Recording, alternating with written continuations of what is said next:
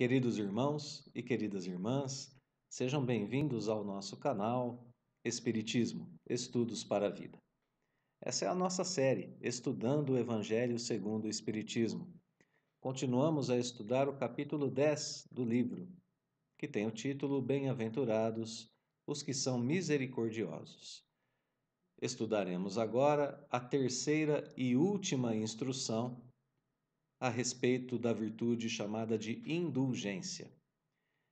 Essa última instrução corresponde ao subitem 18 do capítulo, que é composto por apenas 2 parágrafos e que nos traz 2 parágrafos, que nos trazem a instrução de Dufetre, bispo de Nevers.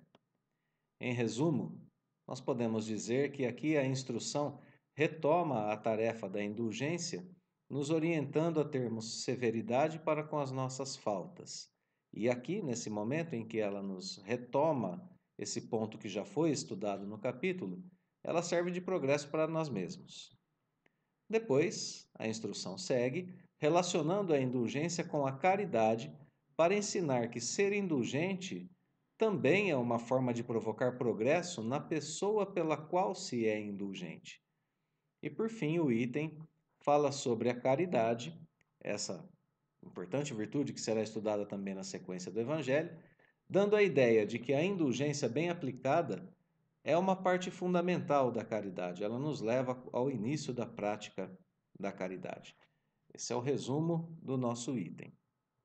Para falarmos um pouquinho sobre a ideia de continuidade, lembremos, Já estudamos anteriormente algumas características da indulgência quando nós relacionávamos a indulgência ao perdão e a outras atitudes que formam a virtude, que é o centro do estudo desse capítulo, que é a misericórdia. Então, a indulgência ligada a outras virtudes e a outras atitudes foram formando ali o que nós chamamos de misericórdia. Bem, agora nós veremos que a prática da misericórdia, através dessa última característica da indulgência que nós acabamos de citar, a misericórdia se aproxima muito da caridade.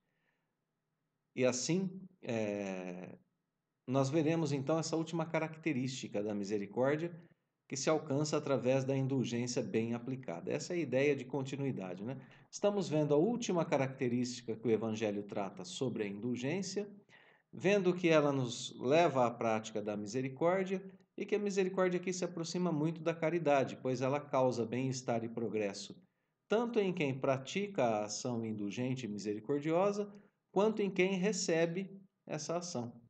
Assim, nós temos essa última instrução sobre a indulgência, que traz também essa última característica apresentada no Evangelho segundo o Espiritismo sobre essa importante virtude. Então vamos ao nosso primeiro parágrafo, subitem 18 do Evangelho, como já o dissemos, que começa da seguinte forma. Aqui nós temos uma parte apenas do parágrafo, Ele continua no slide seguinte porque ele é um parágrafo um pouquinho maior. Então vamos à primeira parte do primeiro parágrafo. Caros amigos, sede severos para convosco, indulgentes para as fraquezas dos outros. É esta uma prática da santa caridade, que bem poucas pessoas observam. Todos vós tendes maus pendores a vencer, defeitos a corrigir, hábitos a modificar. Todos tendes um fardo mais ou menos pesado a alijar, para poder desgalgar o cume da montanha do progresso. Por que então haveis de mostrar-vos tão clarividentes com relação ao próximo e tão cegos com relação a vós mesmos? Quando deixareis de perceber nos olhos de vossos irmãos o pequenino argueiro que os incomoda, sem atentardes na trave que nos vossos olhos, vos cega, fazendo-vos ir de queda em queda? Bem, então essa é a primeira parte do nosso parágrafo, vamos retomar os pontos principais dela aqui, Primeira coisa que ele faz é retomar a questão da severidade, como dizíamos há pouco, a severidade que a gente tem que ter com a gente mesmo, em relação às nossas próprias faltas. Devemos ser severos com as nossas faltas e indulgentes com as faltas alheias. Mas agora, essa atitude já está relacionada à caridade. É uma atitude que é tomada como uma atitude caridosa. Agir assim é caridade em relação aos defeitos, maus hábitos nossos e também aos maus hábitos e defeitos alheios. Aqui vale a gente notar que na sequência é explicado que todos nós temos maus pendores, defeitos e hábitos a modificar. Que isso, essas coisas, maus pendores, más inclinações, né, defeitos e hábitos ruins, são um fardo que são mais ou menos pesado, depende de qual é o defeito, de qual é a falha, de qual é o hábito, né? Então, todos eles são um fardo que nós temos que alijar. Essa palavra, alijar, significa lançar fora, se livrar, né, desse fardo que nós temos, né? A gente tem que se livrar desse fardo, que são maus hábitos, defeitos, etc. Para quê? Para que a gente possa galgar, para que possamos subir o cume da montanha do progresso. Se não deixarmos para trás defeitos, maus hábitos, más inclinações, não teremos progresso. Bem, se todos nós estamos nessa condição, por que então a gente é tão capaz de ver, né? Ver com tanta clareza, somos clarividentes em relação aos defeitos do próximo e tão cegos em relação a nós mesmos? Então aqui nós temos essa linguagem figurada, né? Do fardo que diz que nossas más tendências são pesos que carregamos e que para progredir precisamos nos livrar deles. E na sequência, então, volta a se tocar nesse ponto do argueiro e da trave também, já tratados, já estudados no capítulo, né? Devemos nos preocupar com nossos erros, pois somos nós que caímos por causa de nossos erros. E então, aqui o Evangelho nos ensina a termos atenção para aquilo que pode evitar o nosso progresso. Bem, e devemos ao mesmo tempo ser indulgente para com os erros alheios. Agora, isso aqui é muito importante, porque quando nós usamos indulgência para com os erros alheios, isso evita que nós caiamos por causa do erro do outro. Isso é muito importante para a gente entender. A indulgência é uma virtude que evita que nós pratiquemos algo que é comum na nossa vida. Vejamos, né? Se o outro erra, tem uma atitude ruim em relação a nós, é ele que está agindo mal. É ele quem terá que responder diante da lei divina. Eu não preciso responder me vingando, me responder com outro mal, mesmo que o mal que eu respondo seja um mau julgamento, um mau pensamento que eu faça a respeito dele. Se eu ajo dessa forma, agora eu também estou agindo mal e também estou infringindo a lei divina. Consideremos, né, que quando nós agimos com indulgência, quando nós compreendemos as fraquezas do outro e quando somos indulgentes para com elas, nós estamos evitando de nos envolver naquela fraqueza, de nos envolver naquele defeito, naquele mau hábito, naquele mau pendor, naquela má inclinação que o outro tem. Estamos nos livrando do mal. E consideremos também que se o outro está agindo mal, ele é uma pessoa necessitada da nossa compreensão e da nossa caridade. Por isso aqui então, o item nos pede muita atenção, severidade para com nossas faltas, para que possamos corrigi-la, indulgência para com as fraquezas do outro. É um duplo benefício, né?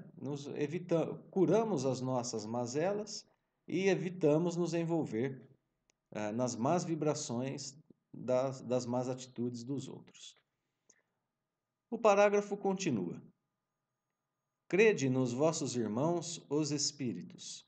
Todo homem, bastante orgulhoso para se julgar superior em virtude e mérito aos seus irmãos encarnados, é insensato e culpado. Deus o castigará no dia da justiça.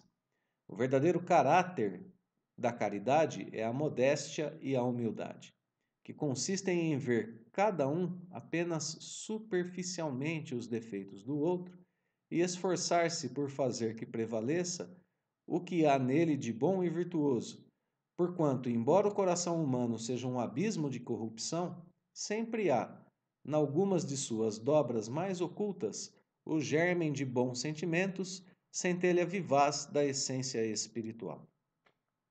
Então vamos retomar o parágrafo, né? Primeira coisa, o parágrafo pede, os espíritos superiores pedem para que nós acreditemos neles, naquilo que eles vêm nos ensinar. Pois eles têm um ponto de vista que está do outro lado da vida. De quem está, né, melhor dizendo, do outro lado da vida. Eles veem a vida do ponto de vista de um espírito superior e desencarnado. Portanto, o ponto de vista deles é mais abrangente. Eles podem ver coisas que nós não vemos. Então, por isso, o pedido para que acreditemos neles. Na sequência, nos dizem, né, que todo aquele homem que se julga superior àqueles seus irmãos encarnados é sensato e culpado, porque ele está cultivando nele o orgulho. Então, julgar-se superior a qualquer pessoa é sinal de orgulho, que denota também insensatez, né? Estamos sendo insensatos quando nos achamos melhores que os outros, e culpados no cultivar desse orgulho. Por isso é que sofrerá as consequências previstas na lei divina. É isso que significa: Deus o castigará no dia da sua justiça.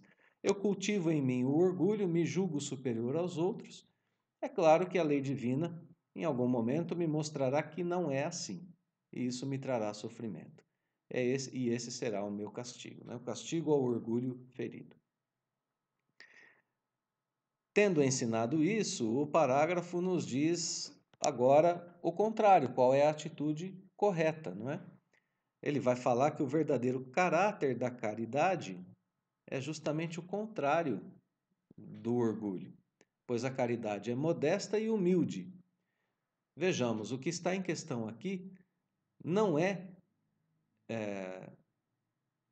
ou melhor, o que está em questão aqui, perdão, é não explorar, não aprofundar os defeitos alheios. Pelo contrário, em relação ao outro, fazer notar o que há nele de bom e de virtuoso. Então a gente vê superficialmente os seus defeitos, isso impede que nós nos envolvamos com o defeito alheio e a gente então tem a atitude correta diante da falta alheia, que é fazer notar o que há na pessoa de bom e virtuoso.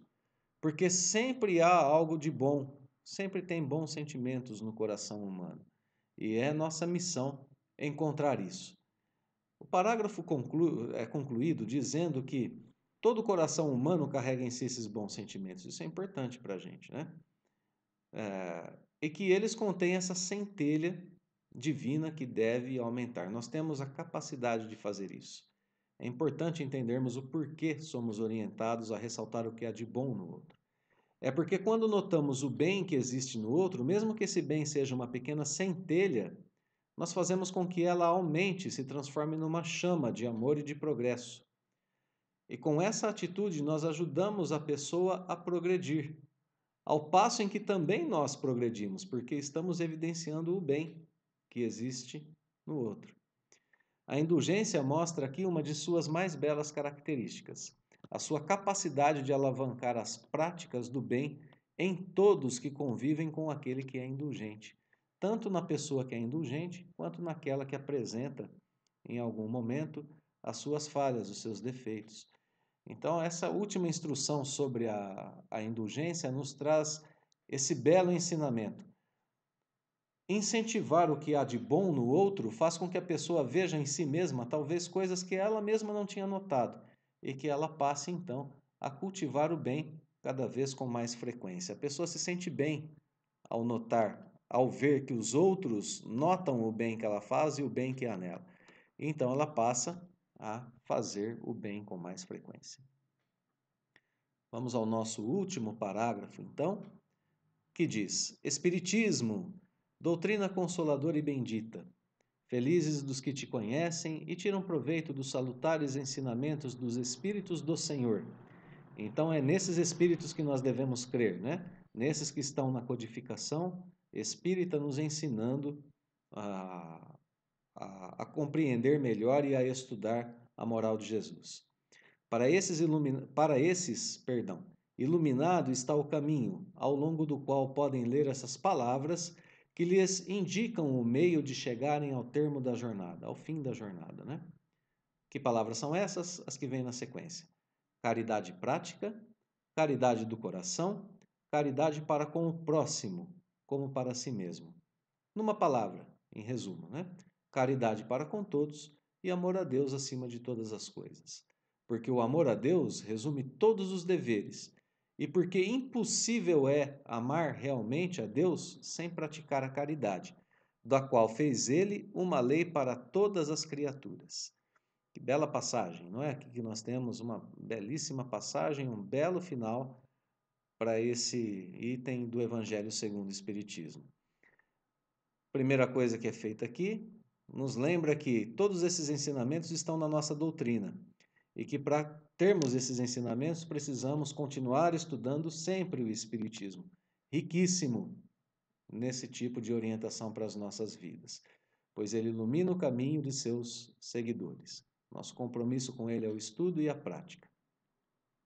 E na sequência, o parágrafo nos dizendo que, para quem estuda o Espiritismo, o caminho é iluminado e que nós podemos chegar mais rapidamente ao fim de nossa jornada, né, aqui na Terra de progresso, através do amor a Deus acima de todas as coisas, e porque, afinal de contas, é esse amor a Deus acima de todas as coisas que nos lembra de nossos deveres para com nós mesmos e para com o próximo.